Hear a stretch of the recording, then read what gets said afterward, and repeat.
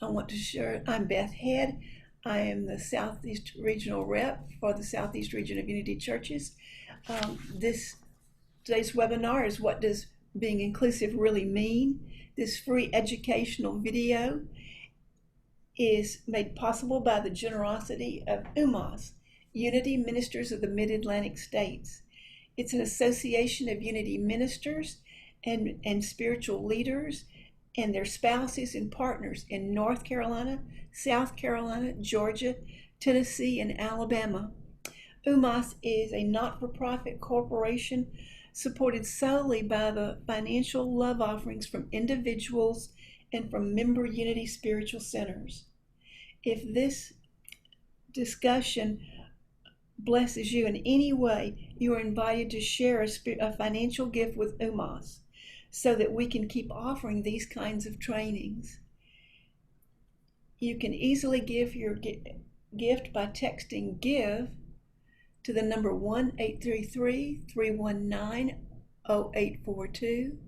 You can visit our website, umas.org, and click the yellow donate button, or you can mail a check to UMAS, care of David Torres, 309 Intrepid Court, Greer, South Carolina, 29650. Today's video is a discussion with Reverend Dr. Ryan G. Pauley. He's a recognized thought leader, educator, and author with over 20 years of professional experience in organizational and leadership development, diversity and inclusion, and college-level teaching. Personal triumphs in the face of adversity have provided Ryan with unique insight into the complexity of the human experience. It's these experiences that Ryan draws upon to inspire people to move through challenges and achieve genuine transformation. Modeling vulnerability and perpetual growth, he connects with participants by sharing stories of failure, resilience, and victory. Ryan's contagious passion for positive transformation leaves people feeling empowered to employ tools and techniques in their personal and professional lives for lasting impact. He serves as head of diversity, equity, and inclusion at the Maine Medical Center in Portland, Maine. In addition, he serves as the director of the Emergence Leadership Academy at One Spirit Learning Alliance and Interfaith Seminary. He is an ordained interfaith, interspiritual minister. He holds a PhD in transformative studies, a master's degree in adult education. He has numerous certifications relating to leadership, organizational development, diversity, and inclusion.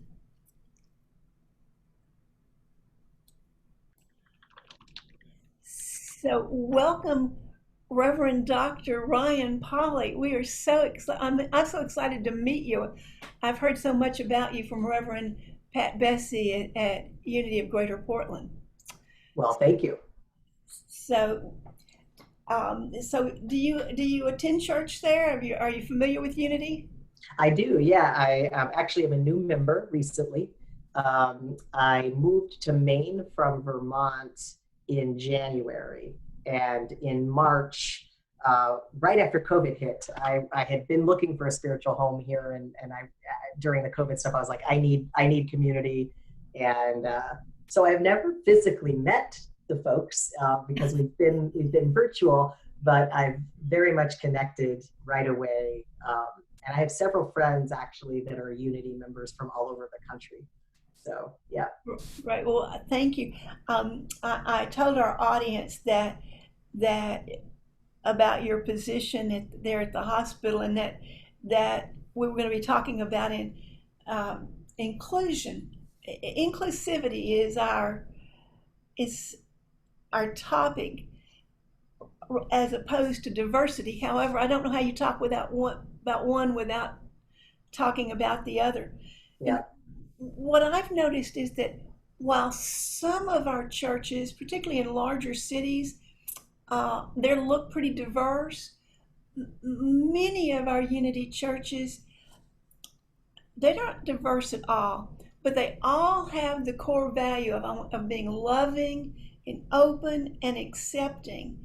And so, in my experience, I retired from Unity of Melbourne here in Melbourne, Florida, is while we had some diversity, we were not a real diverse church. And so I'd kind of like to have the discussion with you about if you have any ideas about things that we might think about as we to consider becoming more diverse. Yeah, well, it's a great question to be thinking about. And, as you said, I lead this effort at a major hospital system, which happens to be a pretty white, well, the whitest state. Maine is the whitest state in the country, right? So, I am leading in an organization that's very white as well. I'm a white leader, right?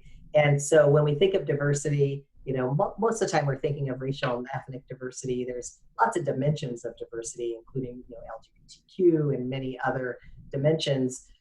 And Unity is a predominantly white institution. And so what does that mean? A lot of times you have to first of all question what's the intention behind wanting to become more diverse. So a first step is to really think, why do we want to do this, right? And there's lots of reasons, and I'm not going to answer those for you because listeners, you think about what's our why. And sometimes when you're a really white-centric organization, there's a lot of blind spots with that white lens, right? We all benefit from our whiteness. You'll hear the term white privilege, right? So we benefit from this whiteness. And when you're in a predominantly white, if the organization is predominantly white, or in our case, if Unity, the institution, is predominantly white, and now I'm a person of color, and I'm looking for a faith community, I'm going to look for a faith community that I can relate to, that sees me and who I am, and that doesn't require me to be sort of the token teacher to that white institution, right? And so in many cases, when a white group wants to bring in diversity, we have to start with why. Are we doing it because we think it's the right thing to do because we're white saviors, right? Because there's a thing called white saviorism, right? It's a true thing. So are we trying to save, or are we wanting to bring in people of color to learn from because we should learn from? Or is it because we want to make sure we're an open, inclusive environment for all people? And so first step, getting super clear with real positive intentions. And that's a deep work that we have to do as individuals. I think that for me, there's, the saving part doesn't speak to me too much because, in Unity, we don't proselytize very much. Yeah. But I guess from my personal point, when I think about it, I look at what's going on in our country, and I want my spiritual community to be totally out there, totally supporting Black Lives Matter, the LGBTQ community, and I want where I go to church to look like where I go to work or where I go to school. I don't want it to look different. Yeah. I mean, I want it to look like my neighborhood. Yeah. And so you live in a more diverse neighborhood? I live in a more diverse neighborhood. Yeah. Yeah. Melbourne has a diverse neighborhood. We're not too diverse here either, like Maine is. Yeah. Well, there's a richness to diversity that when you've experienced diversity, I was raised in Southern California in a very diverse place. And in fact, all of my friends, most of my friends were not white, actually, very diverse. And so I grew up in this richness that is diversity. And then I moved to a more white place as a young adult. But I would say that richness that exists is a wonderful thing. It's hard to create those environments. We are as much as we don't want to admit it, we as in society, is still a very segregated society. We may not be segregated legally. If you stop and you look around, though, you'll see we're pretty segregated. And the reason for that is it's again, that white saviorism, it's less about the sort of conversion, which some religions do, and that is a thing too. What I'm meaning by white saviorism is it's more about people who have good intentions. They want to fix things for people of color or for any of those other dimensions of diversity. They want to come in and fix it, right? As opposed to seek to listen and learn and create space for. And so we have to move to that listen and learn and create space for. And so, when we want to start to recruit or bring in more diversity, we also want to start looking at what is in it for diversity to show up in our doors. Because again, it can really feel like being a tokened person. So I'm a transgender person, and often I feel like the token trans man, where people are always like, in fact, I got a message this morning from a friend from my former employer who said, you're just the person I need to talk to because my son is having gender questions and I just know you'll have the answers, right? Not because I'm an expert in gender, but because I'm trans. And when you are a person of color, that is, I can hide my trans status. A person of color cannot. So I think unity, by and large, we are an inclusive culture. We want to make change. Black lives do matter. We're like-minded in that way. And to bring diversity into our doors means starting to ask the questions of ourselves. What are we doing that makes us not feel like the very values we say we follow? It's hard inner work. And I'm sitting here thinking that I'm retired, and so I can do this now. But I did not spend a lot of time visiting African American spiritual communities. Right. So I don't know how I could possibly think that what I have would be, or what my church would offer would be something that they would speak to them. Right. And that's a big part of it, right? Is this sort of white centric, well, we've got the answer right here. And again, not a converting. I know that that's not what we're about. Just more of a like, it feels great to us, so we want to share that. And that's good. And that's good. And it isn't, I'm not suggesting at all that we shouldn't consider how we become more diverse as an organization, because I think that's it's an important factor. Not only are we talking racial and ethnic diversity, there's also a major age disparity. And we will age out as an institution if we don't, and so will religion in general, but if we don't start to think about how our values align with the teenagers and the 20-somethings and even the 30-somethings who are more activist oriented. Like, actually our values align with that. So how do we make ourselves attractive? See, age is another form of diversity, right? And so you're right. If we don't insert, and I don't mean insert ourselves in a like white patriarchal way, if we don't visit with and ask questions of and seek input and be curious into spaces that are uncomfortable for us, then why should we expect others to do the same? So I went to a beautiful Black church in Harlem. And I will tell you that I was like, I could go to this church. It was Baptist, very Christian. It was a magical experience because the love in that room of 3,000 people, and when I raised my hand as a visitor, being the only white person in that room, I had swarms of people embrace me. And so, those experiences, I think we would do the same. But a lot of people aren't brave to go into different spaces like that,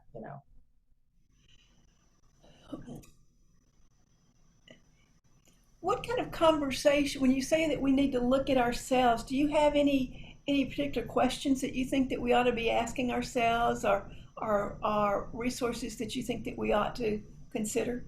Yeah. Right now the big movement is around what's called anti-racism, right? So again, I'll kind of stick with this racial and ethnic diversity, because when you get that, the rest of it sort of follows. So there's a big movement around anti-racism, which means it's not enough to say I'm not racist, because we actually all are. We are we've been socialized in a racist society, so we're not able to fully remove ourselves from the benefit of racism. And so first step is to just recognize that we're benefiting from our whiteness, right? The anti-racist movement, there's a lot of different books. So you can, if you were to Google anti-racism, you will come up with lots of resources. The anti-racist movement talks about moving from that, like, well, I love all people and I'm going to create an environment that's safe for everyone, to I'm not going to tolerate racism anymore, even if it means giving up some of my power as a white person, even if it means sort of stepping aside and allowing, giving space for a person of color or a Black individual to kind of take the lead. White people have a hard time taking leadership from people of color historically. So the steps in anti-racism, when I say look at ourselves, what is the history of unity? What's our history? How white is our history? When we make decisions as an institution or as a region, like where these decisions are being made, are these decisions inclusive of other ideas? Or are we always making decisions with the same group of people around the table all of the time? When an idea is presented, how quick are we to say, ooh, we don't do it that way, we've never done that before? Or are we starting to say, actually, let's get curious here, I want to know more about that idea? So as an institution, we really need to challenge our own thinking. As an individual, it starts with saying, how many friends or acquaintances do I have that are not like me? And not being okay with it saying, oh, well, that person thinks differently, so that's diversity. Sure, there's diversity of thought. How many people do you associate with that are Black or Hispanic or any of the other categories? How many trans people do you associate with, gay people, et cetera? And if you can't say yes, it's making a concerted effort to become, open to those sorts of relationships. So that's a few tips, but I would look up How to Be an Anti-Racist. It's a great book. It's a good step in the right direction. There's another one called White Fragility. And white fragility helps us to understand how when we face our own whiteness, that it does feel uncomfortable, and it does start to, you start to challenge our own understanding of self, and white fragility gives you some tools to work through that as well.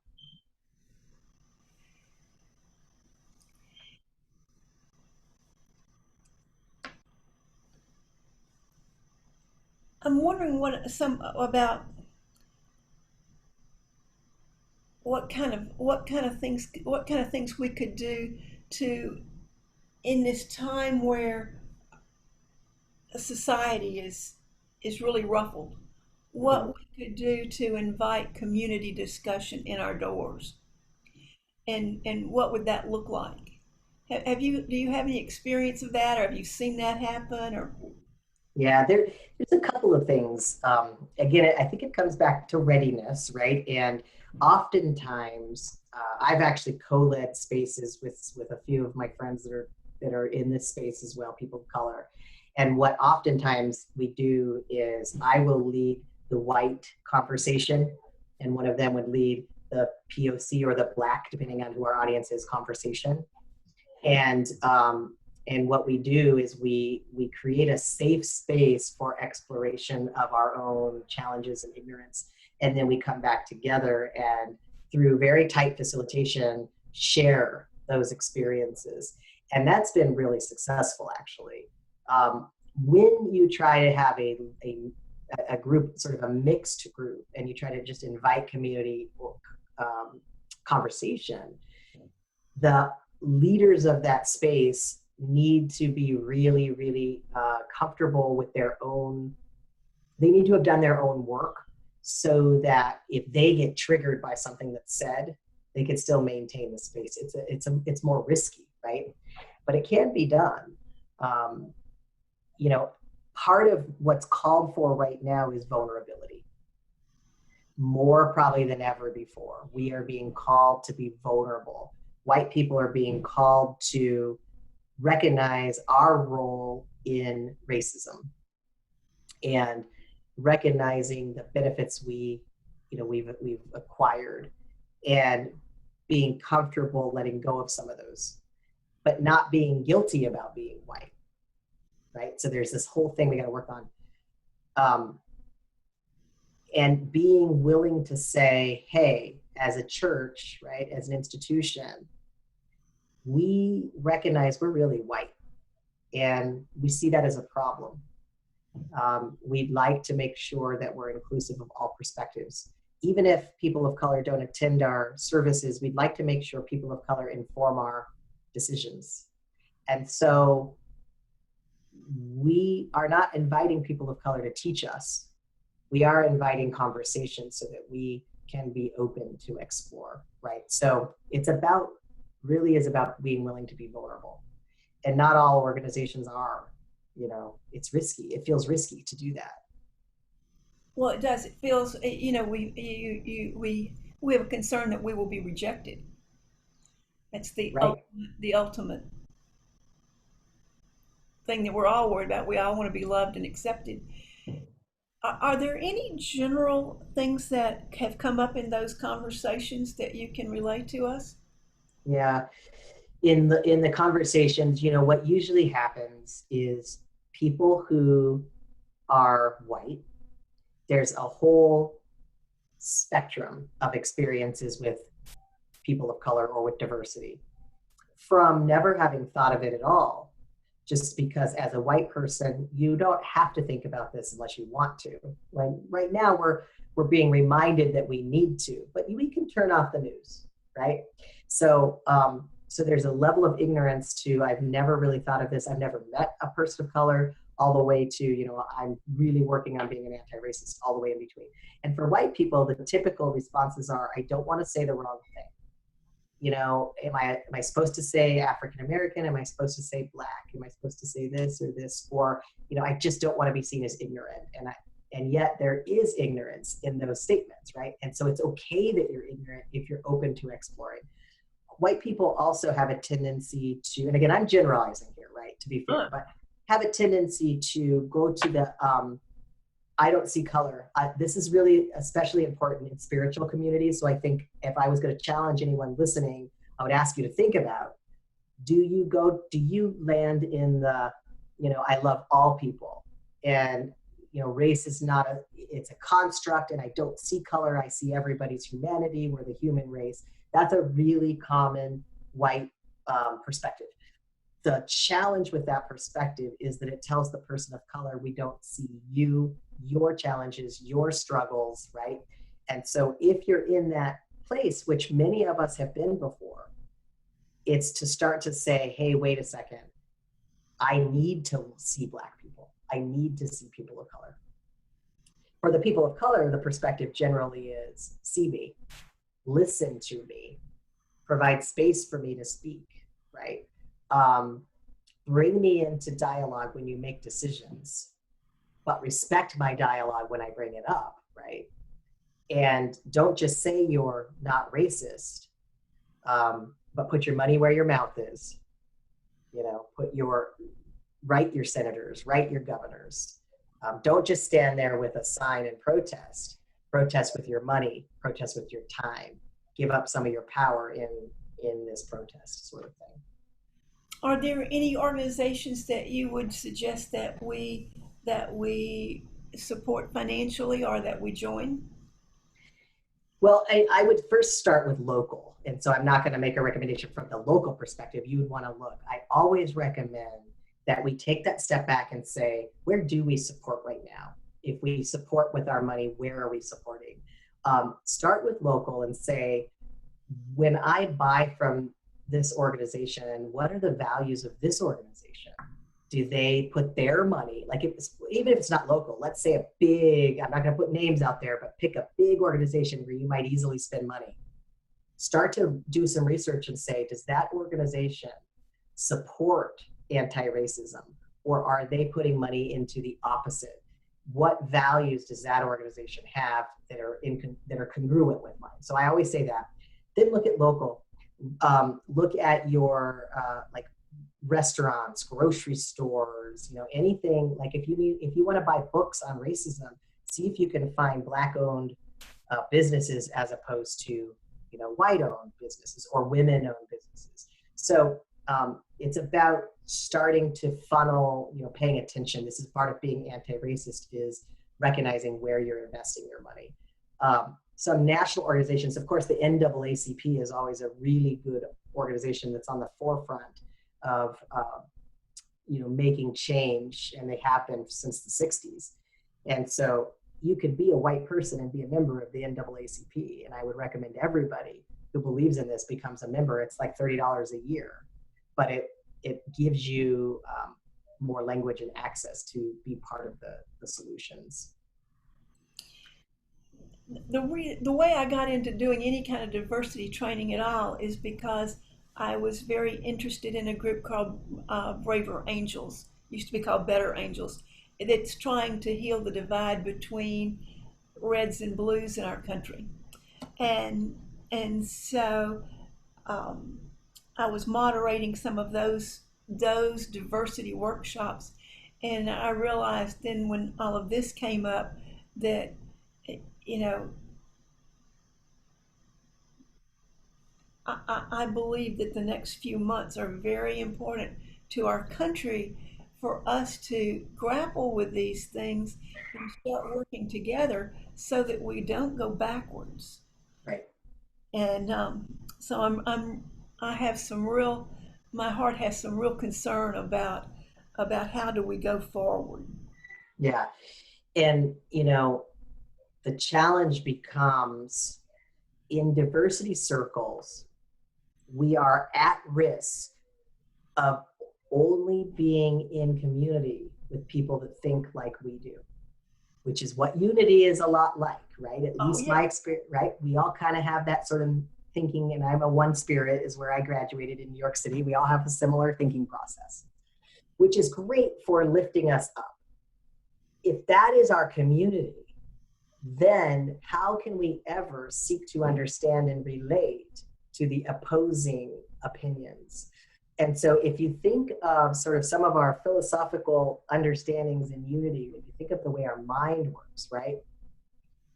If we're reinforcing the narrative in our heads of this is good and that is bad, then there is no way we're going to ever come together on these issues. I always encourage people to obviously, stand up for what you believe in and stand up for your values, right? When someone who has a different opinion is standing up for what they believe in and standing up for their values, then what happens is we start to say they're wrong. That's wrong. That's hateful, right? And many times people will say that's hateful. And so it becomes really challenging. So what we need to do is seek to understand this side. Seek to understand. So where are you coming from? So when someone comes to me with a really racist statement, unless it's extraordinarily hateful, I will not tolerate hate. There's a lot of ignorant racism it doesn't get to the point of like, I'm not going to have you around me, right? But in that ignorant sort of racist place, I will seek to understand. Help me understand what you mean by that statement. Where are you going with this? And just really try to get in there and understand, because if you don't do that, then we'll never be able to move forward, right? So a lot of the work I do with people is providing them with the tools with something called bystander intervention, providing them with the tools to speak up against racism and other all the sexism, all of the other isms, and seek to understand and get curious so that you can be seen as an ally, not an adversary. And that's really important in really white spaces to be able to do that, particularly when you're talking about the blue and the red, right? That's where the divide is. Oh yeah, to be an for the blues and if the blues and reds became allies, our politicians wouldn't be able to do the things they do. Right. And when you seek to understand, sometimes you can get to, we're actually both seeing the world very similarly. It's just that how we've been educated, what we've experienced, all lead to one certain way of navigating the world. Now, again, I want to be really clear to say I'm not talking at all about hate. That's a whole different conversation. That's a whole different, yes. We understand that that's a whole different issue. Yeah. So then, I really get that invitation for us to become allies to with the person that we are seeking to understand. Any last suggestions you might have for us? Yeah, I mean, I would say this, like I said, this, it's about a couple of things. It's about being okay, being uncomfortable. And this work is not comfortable. And if you're comfortable, you're safe, right? My Black friends aren't comfortable. And I've been with friends who were followed in the store when we were together. I was with a friend who was pulled over in the car. All of these things that we hear about, I've experienced with my friends. And as a white person, even now, even doing this work, every time it happens, it blows my mind away because it's never my experience, right? So we have to be willing to be uncomfortable, which means we have to look at our own history of racism. So the questions start to be, how have I been benefited from my whiteness? How do I benefit from this? What choices do I make on a regular basis because I'm white that are afforded to me that aren't to other people? So we start to kind of ask ourselves those questions. And then we move, as I said, you move into, where am I going to invest my money? Making really, really strong efforts to make sure that wherever you buy things, that it's at least an organization that is congruent with your values. Like, you don't always have to seek out a Black-owned or a women-owned organization, but make sure the organization is aligned with what you believe in, because money is power in this states. Follow what's happening politically. Make sure that you are pushing your governments to be part of this conversation, and don't let them off the hook. Your local government, your state governments, even the institutions. If you're retired and you're looking to get involved in places, volunteer at the school boards. Talk about where we can make major change. It's through our youth. So let's push our school boards to start having these conversations, recruiting people of color so that the teachers aren't all white. Because if you're a Black student and everything you see is white, you don't see yourself at all. So pushing those things, right? So if we're going to change the system, we got to do it at the institutional level, and we need to leverage our power as white people to not be complicit in silence anymore, because that's what we've done historically, right? Those of us who are sort of spiritually minded, we're going to pray for you. We're not necessarily out there fighting the fight day in and day out in these institutions that need to be reformed. And that would be, from a structural perspective. From a personal perspective, read. You could go onto Google and type in, Black Lives Matter books to read. And there are many books. So read Black authors, watch documentaries. They're all out there on the internet right now. But this is the time, to your point, we are on the forefront of something. This is the time for us to choose which side of that something are we going to be on,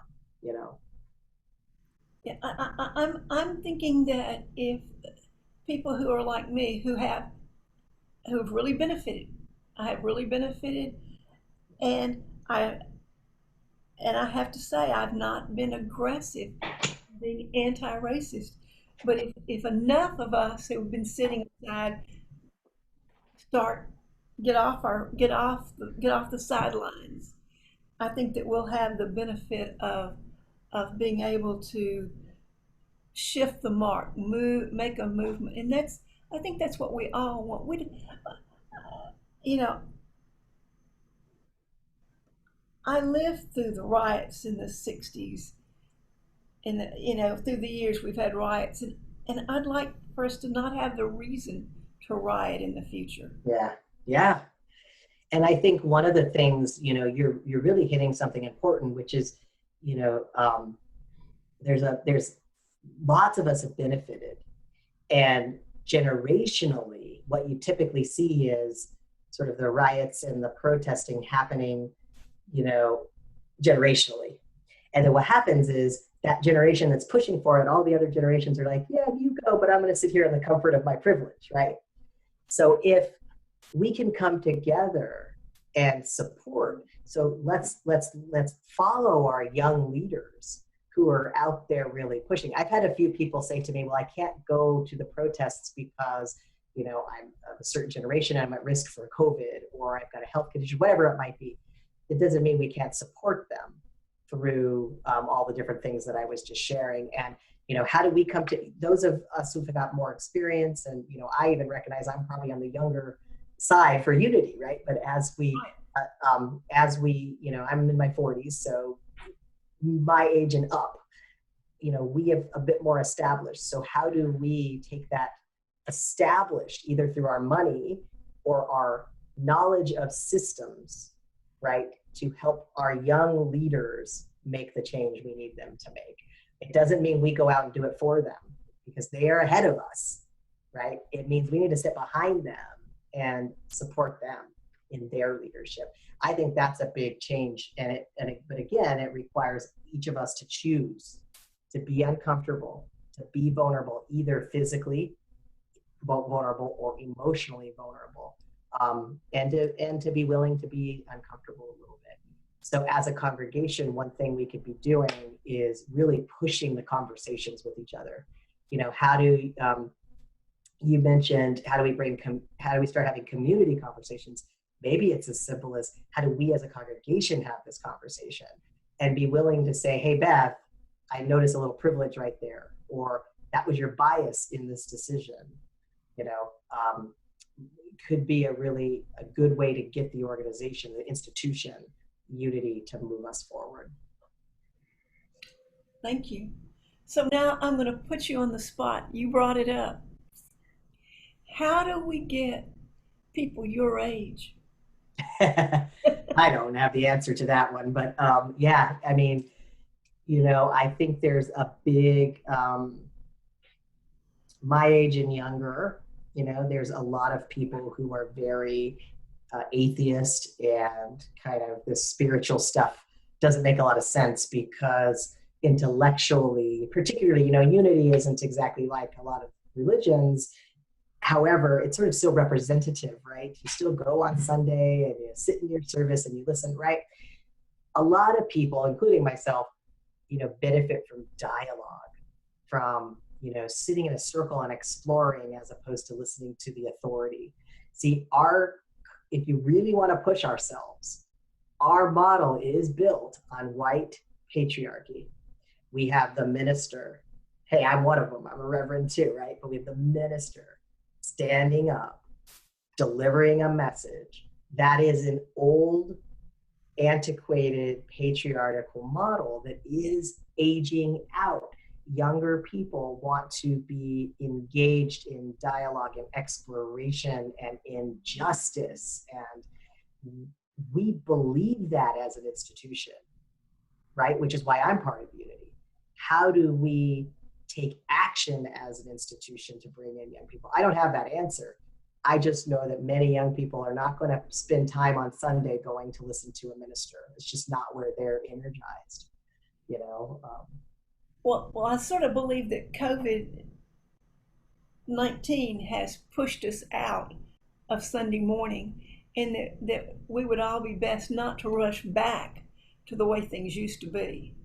If we want to be different, we need to move on out and keep up the Zoom circles and keep up the dialogues. The people who will watch this video will be invited to have a conversation with me the video will be available for a week in July, and then on a Saturday they'll be invited for a conversation. So we will be talking about these questions that you've mentioned, and we'll be talking about making it okay to be uncomfortable. What's our own history of racism? How have I benefited from it? What choices do I make? Where do I spend my money? Who do I follow politically? How can I push my local government? And where can I volunteer? And not to be complacent. and to read, read, read. Those are the things that I'm going to be pushing. I so appreciate your willingness to come out here and speak to somebody about a tough topic on the spur of the moment. Well, thank you for having me. I mean, I think, this is such important work. And so I am happy to, accept that invite. And I'm really honored to be part of it and glad to hear that you're going to continue the dialogue. We all have to step into it. And all of us, I lead this effort, and every day I sometimes, lean towards my privilege, and, it's a conscious effort on a regular basis, and it's going to require that. And so as you're wrestling with this as a community and you're pushing each other to think about it, the next step would be to really put a plan, like pen to paper, put together a plan that you keep yourself accountable to. And that could be an individual, or it could be the congregation's sort of plan. But that would be what could begin to continue to see the momentum, especially as you're asking questions like, how do we bring in younger people? How do we benefit from what we learned about ourselves through this COVID time? And how can we do things differently? All of those are part of that same conversation. Putting it together, putting a plan, and being willing to be different, is all the kind of things that will move us in the right direction. So thank you for, engaging in this dialogue. And I obviously wish the best to everyone as like-minded folks who want to go out and change the world. So this will be viewed by churches in the Unity Ministers of the Mid-Atlantic states, and that includes Georgia, North Carolina, South Carolina, Tennessee, and Alabama. Excellent. So you just don't know where all you'll reach. And so, Reverend Ryan, we just know that you are a blessing right there at Maine Medical Center. We know that you are a blessing in the Thursday night lesson series that many of us are registered for. We see that you're doing work and that you're helping us to do the work. And so we give thanks for you, and we say, thank you, God. Amen. Thank you. Amen. Have a great day. Thank you. Bye. Bye-bye.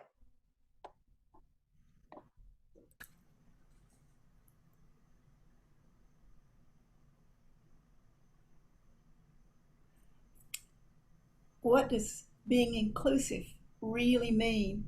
We'll have more of this discussion when we meet on the 25th. This free video was made possible through the generosity of Unity Ministers of the Mid-Atlantic States, otherwise known as UMAS. It's an association of Unity ministers, spiritual leaders, and their spouses and partners in North Carolina, South Carolina, Georgia, Tennessee, and Alabama. It is a not-for-profit organization, and it is supported by your love offerings. And you may give a gift to us by texting GIVE to 1-833-319-0842. You can visit our website, umas.org, and click the yellow donate button. Or you can mail a check to UMAS, that's UMMAS, care of David Torres, 309 Intrepid Court, Greer, South Carolina, 29650. Thank you for being with me today, and I'll look forward to seeing you on Saturday.